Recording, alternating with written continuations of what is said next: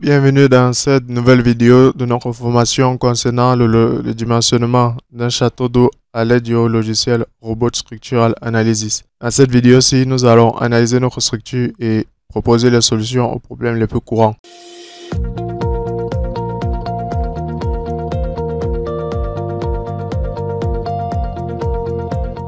Donc, voici notre situation de départ. On vient de vouloir calculer le ferrage théorique de notre structure et elle nous affiche que la flèche est dépassée pour la première ébauche. Il s'agit de modifier l'épaisseur des différents panneaux qui posent problème.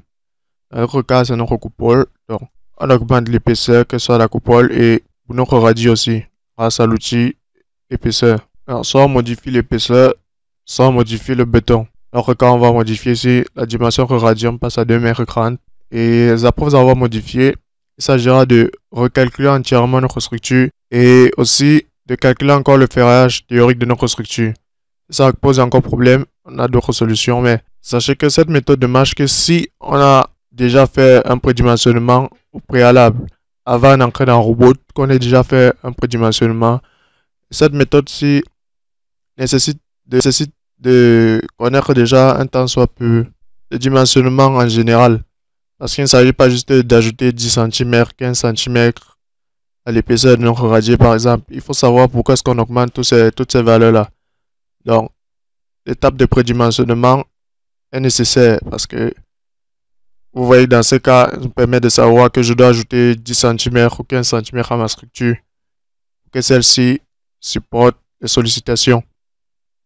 Donc, je recalcule encore la structure et vous voyez qu'on a encore la flèche admissible qui n'a pas été respectée. Et ceci pour mes deux panneaux. Bon, là sont le radis et la coupole. Et ceci c'est parce que nous ne sommes pas passés par une étape de prédimensionnement de notre structure bien avant de la modéliser.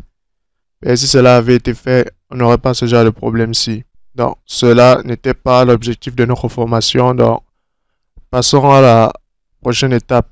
Les flèches ont encore été dépassées. Qu'est-ce qu'on peut donc faire?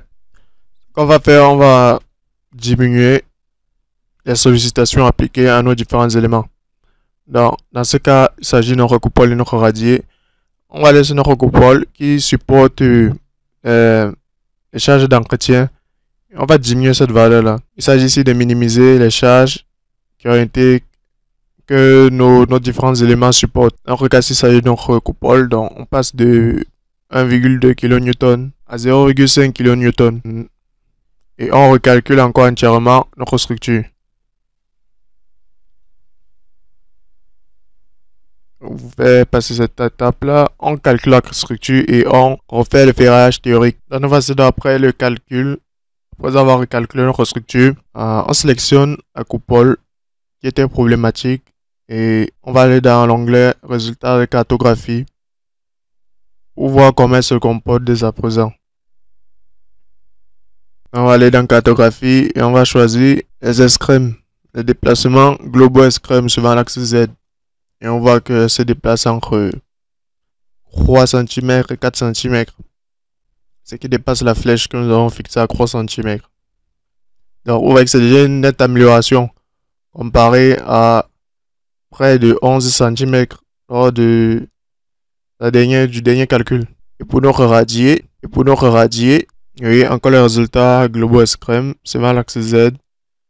Vous voyez que là, comparé à la dernière méthode, cette méthode-ci a marché parce que la flèche maximale est de 0,6 cm, qui est nettement acceptable. Bon, pour le cas de charge, ok, en changeant les différents cas de charge à l'ULS, cette fois-ci, choisir uniquement les cas de charge à l'ULS. Nous pouvons donc observer que oui, la fissuration n'est pas atteinte et la flèche maximale n'est pas dépassée. Étant donné qu'elle est entre la flèche maximale est de 0,9 cm, tel que vous voyez à l'écran. Donc, cette solution marche bien dans notre cas.